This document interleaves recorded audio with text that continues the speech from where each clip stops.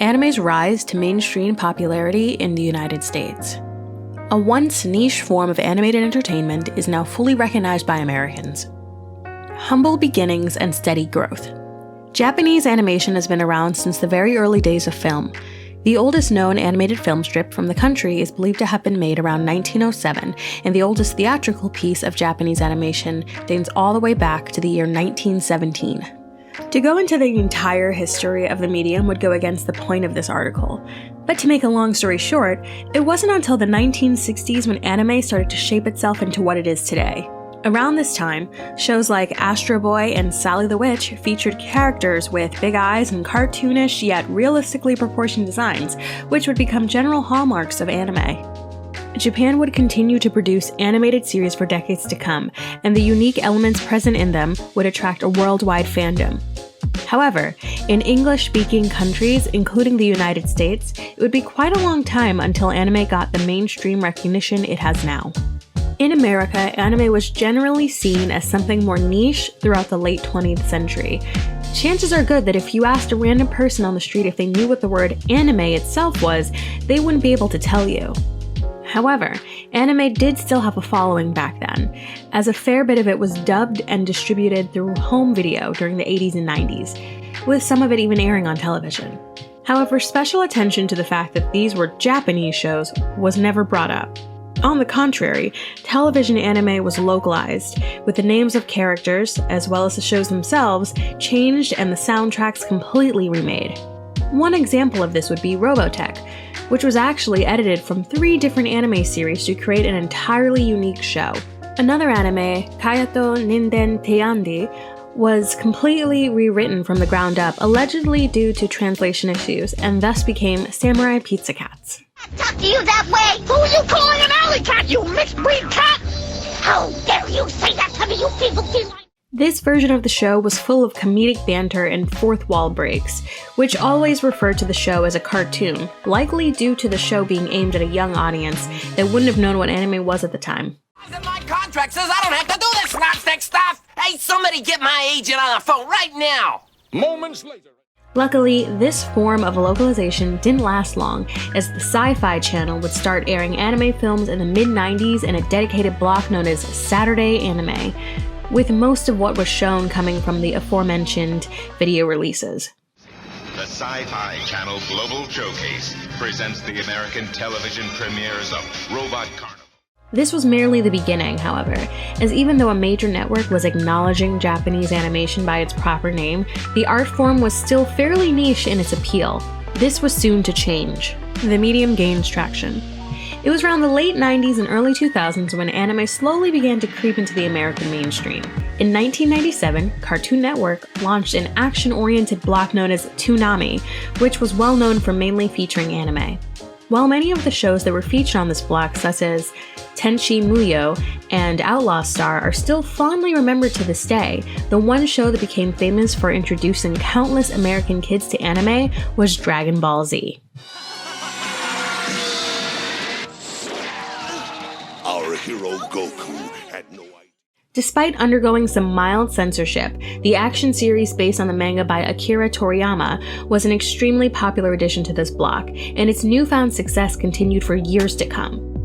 At around this same time, the video game-based mega hit Pokémon was similarly blowing into popularity.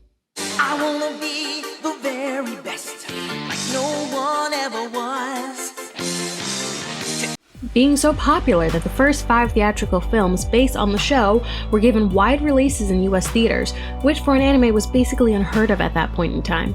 Meanwhile, the iconic 80s classic Akira was given a second chance at success in the country in 2001, with the distribution company Pioneer Entertainment giving the film a new English dub and a limited theater release. Hayao Miyazaki's Spirited Away became so acclaimed that it won Best Animated Feature at the 2002 Oscars. And finally, companies that officially license, translated, and release anime such as Funimation and ADV Films were now more active than ever, releasing countless anime series and movies on DVD. Even American cartoons like Teen Titans, I see you haven't changed a bit. When we were little... and Avatar: The Last Airbender started basing their art styles on anime. Fire. Air. In addition to the film and television, anime was also gaining more traction thanks to the internet, where anime fans from across the world could talk about and even watch anime, even if it wasn't always acquired through legal methods. Groups of people would find ways to obtain Japanese releases of shows, provide subtitles, or fan subs as they're called, and distribute them unofficially through either streaming or torrent sites. Even if these methods weren't entirely legal, they allowed more people outside of Japan to watch certain anime shows before they were picked up by official English distributors. In the early years of YouTube, people often paid tribute to anime they liked with fan-made music videos colloquially referred to as AMVs. Websites like My Anime List made it easy for anime fans to not just log what they've watched, but gather in forums and socialize. The population of Western anime fans seemed to be growing by the day. Section 3. The 2010s were when anime really managed to achieve peak popularity, with YouTube becoming the sensation that it did, along with social media sites like Twitter being used by more and more people as the decade progressed. There were now more Western people than ever before talking about anime. Fans could more easily gather in communities now, and there grew to be countless YouTubers who would review, discuss, and react to various anime series. Over on television, the once defunct Toonami made an unexpected return on Cartoon Network's late-night adult programming block, where anime aimed at more mature audiences can now be shown. Deals being made between Japanese producers and distributors also gave way to occurrences such as the series Space Dandy, premiering in America a day before it did in Japan.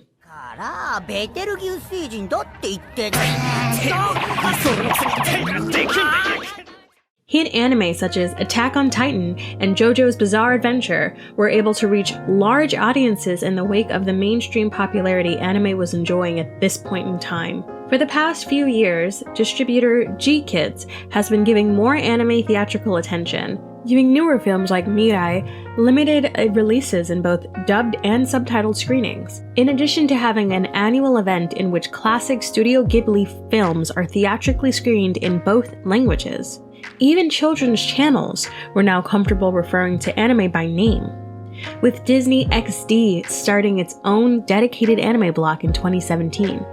Sure, it's inevitable that there's still people who aren't fans of anime, but the impact the medium has had on American culture in the past decade is undeniable. Anime is just about everywhere now. Whether people like it or not, anime has successfully made it to the American mainstream. What was once something that could easily be ignored or overlooked is now out in the open, for all to, at the very least, hear about.